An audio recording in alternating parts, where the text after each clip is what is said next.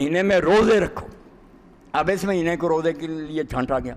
महीने तो सारे ठीक थे, अल्लाह जो महीना चाहता अल्लाह ताला उसमें हुक्म देता, नहीं रमज़ान छांटा कि कुरान उतरना शुरू हुआ ताकि लोगों को पता चले कि कुरान इसलिए आया कि इस पर अमल करना, और अमल के लिए जिस शय से सबसे ज़्यादा मुकाबला इंसान का होगा वो इसके अंदर ख्वाहिशात हैं।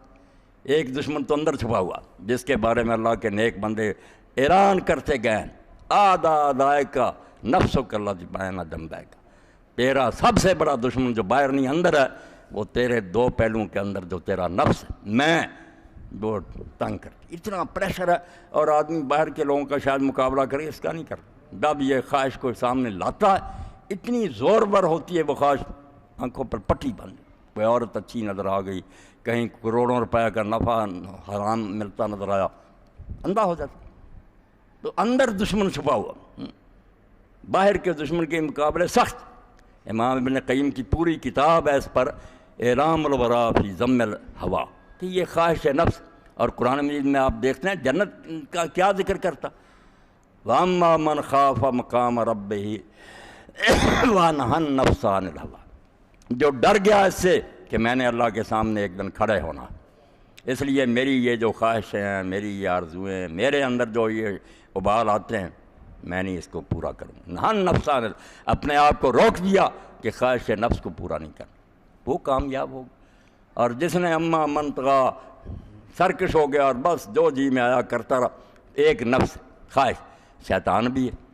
अल्लाह ताला फरमाता है इसके मुकाबला में बहुत ब्रेक मजबूत होनी चाहिए। ये गाड़ी जो है ना ये कहीं खड्ड में ना गिर जाए, इसलिए ये ब्रेक को कहते हैं तकवा, कि गाड़ी को दौड़ाने के लिए भी कुछ पुर्जे होने चाहिए।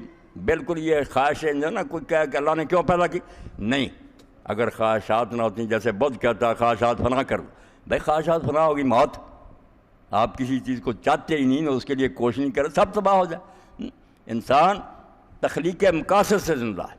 एक मकाम सामने आ गया, मैं ये किताब इस पर तहकीक करूँगा, किसी ने कहा ये मैं कारखाना या तामीर, कोई आरज़ू पैदा होती है जिसके लिए दौड़ धूप कर, ये बुरी नहीं, ये वो स्टीम है जो इंजन को दौड़ाती है, मगर साथ ब्रेक होनी चाहिए।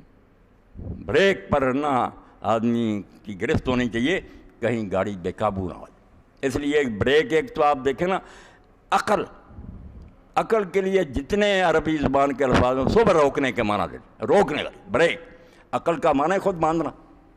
इसीलिए जानवर जिसको बांध कर लोग खड़ा कर लेते थे, दूर से निशाने लगाते, माकूला उसको कहते हैं बांधा हुआ, तीर मारते हो बेचारे मर जाते, उसको हुजूर ने हराम करार दिया।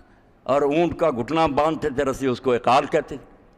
और उन ऊँटों को भी क्या कहा जाता है, ये बेरो मौकला, ऐसे ऊँट जितने जिनके घुटने बांधे हुए, हाँ इधर उधर नहीं भाग सकते। फिर अल्लाह ने हिजर का, लजी हिजर, हिजर भी रोकने को कहते हैं, बोले नुहा, वो भी नोहिया नहीं से रोकने वाले, यानी फरमाया ये पुर्जा इसलिए रखा कि अंधाधुंध गाड़ी ना दौड़ाए, संभल कर चला, रोक कर रखे। अब इस रोकने में मदद देने के लिए कि ख्वाहिश नफ्स गुमराह करती है, इब्लीस गुमराह करता है, उसके मुकाबले के लिए मदद फराहम की, अक़ल को मदद सप्लाई की अल्लाह ने कि रोज़ा रख। और रोज़ा जो है इसके बारे में अल्लाह के रसूल सल्लल्लाहु अलैहि वसल्लम ने फरमाया कि हर नेकी इब्ने आदम की जो है ना वो 10 गुना से लेकर 700 गुना तक अल्लाह उसका इनाम देगा। मगर रोज़े के बारे में कह दिया कि यार इसका हिसाब किताब किसी को नहीं मैंने समझाना, फ़ैन्ना उली व नाजीब है, ये मेरा ही है तो मैं ही इसका स्वाब दूँगा, ये पता नहीं क्या है नाम इसका लिए। और इसीलिए हुजूर फरमाते हैं एक शख्स अगर राह खुदा में यानी जिहाद के रास्ते में गया, उसने एक नफली रोज़ा रख ली, तो अल्लाह ताला उसके और जहन्नम के दरमियान 70 साल चलता रहा तेज़ रफ्तारी से, तो उस फासले से भी ज़्यादा फासला कर देता, दूर ले जाता, जहन्नम से बचा लेता। अस्याम जुन्ना, फरमाया रोज़ा डाल है, दोज़ख से बचा लेगा। बचाता इसी तरह कि ख्वाहिश नफ्स जो बेकाबू होती ना, जोर लगाती है अंदर से, कर ला, रोकता, बिल्कुल खलवत है, कोई देख नहीं रहा, ठंडा पानी है, दूसरे मौके भी हैं, मगर नहीं ये कहता नहीं है मैं तो नहीं ऐसा करूँ। ये बात कई बार दोहराई गई है, मगर दोहरानी चाहिए कि एशिया में एक बार ये बात छपी, एक शख्स का बयान था कि वो बेचारा सिपाही था फौज में, अब उससे कोई गलती होगी, पिट्ठू लगा दिया गया, लाद सामान लाद देते हैं, सारा दिन कहते हैं कि इस ग्राउंड में दौड़ो, दौड़ता गर्मी के दिन। और मेजर जो था वो काफिर था, वो अपने खेमा में बैठा हुआ था, اس نے دیکھا کہ جب زور کا وقت ہوا تو وہ شخص گیا سپاہی اور نلکے سے اس نے وضو کیا، وہ دیکھتا رہا پانی نہیں پی۔ تو اس نے بلا کر کہا یار اتنی مصیبت میں تم پھنسے ہوئے، ایسی گرمی ہے، میں دیکھتا رہا ہوں تم نے پانی منہ میں ڈالا پھینک دیا پیا نہیں۔ اس نے کہا صاحب میں نے روزہ رکھا ہوا۔ وہ کہتا کون دیکھتا تم پی لے؟ نہیں، جس کے سامنے جانا وہ دیکھ۔ اب اس کے اوپر اتنا اثر ہوا کہ اس نے کہا یار مجھے اپنے دین کی کتاب نے، پارسی تھا وہ میجر، کتابیں پڑھی مسلمان ہو گئے۔ یعنی اس آدمی کے سے روزے نے اس کو اسلام کے دائرے میں داخل کر دیا۔ تو جب آدمی 30 دن اس مہینے میں یہ مشق کرے گا جس میں قرآن اترا، اور پتہ ہوگا کہ اس مہینے میں ہماری رہنمائی کے لیے کتاب اتری ہے، اس نسخے پر عمل صرف اس صورت میں ہو سکتا ہے کہ ہمارے اندر خوف خدا اور فکر آخرت پیدا، ہم اپنے نفس کو کنٹرول کرنا سیکھیں، خواہش نفس کو روک کر رکھنا جو ہے اس کی تعلیم ہمیں حاصل ہو جائے۔ تو اس کے لیے روزے میں جو تاثیر ہے اور کسی میں نہیں، بھوک نے ستایا ہوا، ٹھنڈا پانی ہے، دوسری خواہشیں نہیں، توجہ ہی نہیں کرتے۔ شام کو اور کوئی کیا آپ لاکھوں لے لے، صرف 1 سیکنڈ پہلے روزہ کھولے، نہیں کہتا نہیں سب کچھ برباد ہو جائے گا، نہیں کھول۔ اللہ فرماتا ہے اس مہینے کو چنا میں نے تاکہ یہ رمضان شریف جو ہے قرآن کے نزول کی عید ہو، یادگار عید، صرف وہ آخری دن نہیں، پورا مہینہ جشن منایا جائے کہ اللہ کی کتاب ہمارے لیے اتری تھی، ہم اس کتاب کی قدر جانتے ہیں، ہم اس پر عمل کرنا چاہتے ہیں، جو چیزیں اس سے دور لے جاتی ہیں ان سے بچنا چاہتے ہیں، اس کے لیے اپنے اندر ہم پاور چاہتے ہیں، بس ہم چاہتے ہیں کہ ہمارے اندر ایسا ایمان پیدا ہو۔ فرمایا پھر روزے رکھو، اور ساتھ ہی اللہ تعالیٰ رحیم ہے، مہربان۔ ہاں جو بیمار ہیں، مسافر ہیں، کوئی بات نہیں، وہ ان دنوں میں چھوڑ دیں، دوسرے دنوں میں اتنے پورے کر لیں۔ اب اللہ تعالیٰ نے جس طرح یہ چیزیں بیان کی کہ روزہ رکھو، بیمار اور مسافر دوسرے دن میں رکھ لو، قرآن جس میں علم اترا، ان چیزوں کو 3 باتوں کو بیان کرنے کے بعد تینوں کا فلسفہ پھر بیان کرنا شروع کرو۔ وہ بینات ہے کہ ہمیں تسلی ہو جائے کہ واقعی ایسا ہی ہونا چاہیے۔ پہلے اس کو لیا جو آخر میں کہ روزہ جو ہے نا ان دنوں میں چھوڑ دو پھر رکھ لو۔ اس قضاء کے بارے میں فرمایا کہ کیوں حکم یہ دیا، یرید اللہ بکم اليسر ولا یرید بکم العسر، اور جو خدا بندوں کو تنگ نہیں کرنا چاہتا، آسانی دینا چاہتا، وہ یہ حکم نہ دیتا تو اور کیا دیتا؟ وہ بیچارے بیمار ہیں، ان کو تنگ کرتا کہ نہیں دنوں میں رکھو، ظلم ہوتا۔ وہ رحیم خدا جو آسانی چاہتا ہے، اس کا یسر کو پسند کرنا، یہی مطالبہ کر رہا ہے۔ اللہ تو اتنا مہربان ہے، یہ بندے تیرے بیمار ہیں ان دنوں میں، نہ ان کو تنگ کر، فرمایا چھٹی دے دی کہ نہ رکھو پھر رکھ لینا، مسافر کو چھٹی دے دی۔ تو آخری ٹکڑا جو تھا کہ جو بیمار ہو اور مسافر وہ دوسرے دنوں میں رکھ لے، اس کی حکمت بیان کی کہ دین آسانی چاہتا، تنگی نہیں چاہتا، اللہ مہربان ہے۔ اب جو کہا کہ چھوڑ ہی دیتا، پھر بیچاروں سے رہ گئے تھے معافی کر دیتا، فرمایا نہیں، یہ تو جو کہا نا دوسرے دنوں میں رکھ لو، بڑے تک میں رکھ جاتا، اور تھوڑے سے دن ہیں، مگر ان کے اندر جو تاثیر ہے نا، جو نفع ہے، یہ کشتہ ہے بہت قیمتی، اس لیے چھڑانا نہیں، چلو ان دنوں میں استعمال نہیں کر سکے، روزے کا اثر اور کسی طریقے سے پیدا نہیں ہو سکتا، اس لیے میں نے اتنا ہی بڑا احسان فرمایا کہ تمہیں ان دنوں میں چھٹی دے دی، مگر بالکل معاف نہیں کر سکتا، اس سے تم پھر وہ کیسے تقویٰ حاصل کرو گے جو روزے سے پیدا ہو، پورا کر۔ اور جو بات کہی کہ قرآن اترا اس مہینے میں رکھو، اس کے بارے میں فرما دیا روزے کا فلسفہ، وہ لعلکم تتقون تو شروع میں نا وہ تو ہم بیان کرتے، مگر 2 چیزیں اور بڑھا دی، بلے تکبر اللہ علی ما ہداکم۔ روزہ کیا ہے؟ عملی طور پر زبان سے بن کہے اللہ کی بڑائی کا اعلان ہے کہ وہ بڑا حاکم ہے جس کا میں بندہ ہوں، اس نے حکم دیا، میں اس کی خلاف ورزی نہیں کر سکتا۔ فرمایا اس لیے روزہ، کچھ تو زبان سے اللہ اکبر پڑھتے رہتے ہیں نا، عمل سے مخالفت کرتے ہیں، زبان سے کہتے ہیں اللہ بڑا، رشوت لیتے ہیں، جھوٹ بولتے ہیں، ظلم کرتے ہیں، وہ اللہ کو کہاں بڑا مانتے ہیں؟ جو بیچارہ صبح سے شام تک اس حال میں کہ وہ ساری دنیا کو یہ دکھا رہا ہے، مظاہرہ کر رہا ہے، اعلان کر رہا کہ اگر اللہ کو بڑا نہ مانتا ہوتا تو میں یہ اس مصیبت میں کیوں پھنستا؟ بلے تکبر اللہ علی ما ہداکم۔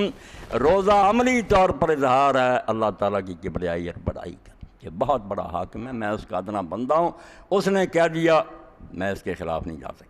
تو فرمایا روزے کے ذریعے جب قرآن اس مہینے میں اتارا ہے تو پھر اعلان کرو اس بات کا کہ اگر اس نے تمہیں ہدایت دی ہے، سیدھا راستہ دکھایا، تو تم اس کی بڑائی کیا پریکٹیکلی اعلان کرو کہ بڑا مانتے ہیں، اور ساتھ ہی بلا اللہ کم تشکرون، یہ بھی مقصد ہے اس روزے کا کہ اگر اس مہینہ میں روزہ رکھو گے اور پتہ ہوگا کہ یہ قرآن کے اترنے کا مہینہ ہے، قرآن پر عمل کے لیے تیاری کے لیے، تو پھر تم قدر کر سکو. شکر کا معنی قدر کرنا، پھر قرآن کی حقیقی قدر کرو گے.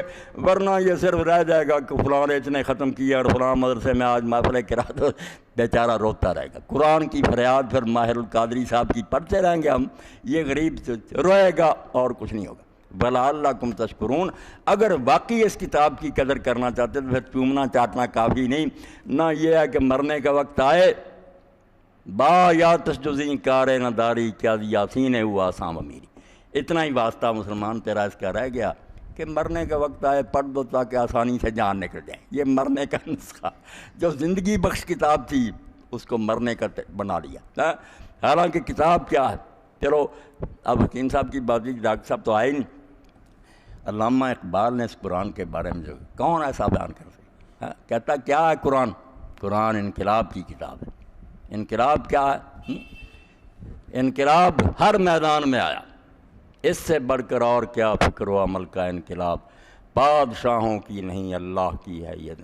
سیاست میں تو یہ ہوا حکمرانی میں کہ بادشاہ کہتے تھے یہ ہمارا ملک ہے جو چاہیں کریں. فرمایا نہیں، تمہارا نہیں ہے، یہ ملک اللہ کا ہے، تم اس کے بندے ہو.